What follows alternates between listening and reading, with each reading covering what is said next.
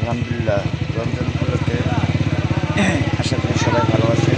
আর আমিও আপনাদেরকে অনেক ভালো আছি ইনশাল্লাহ। আজকে রমজান, তো অনেকদিন পর দোকানে আসলাম। রমজান উপলক্ষে যারা ডিরিচা ফেরিঘাট আসবেন, ইন্ডিয়ান ভাইয়ের কাছে স্পেশাল মশলা আছে। মুড়ি বানানোর জন্য মশলা নিয়ে যেতে পারেন বা মুড়িও খাইতে পারেন।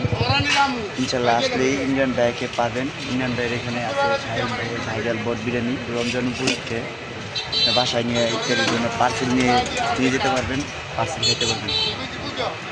আমরা রমজানের উপলক্ষে ইনশাল্লাহ খাবারের মান অনেক সুস্বাদু করছি, অনেক ভালো।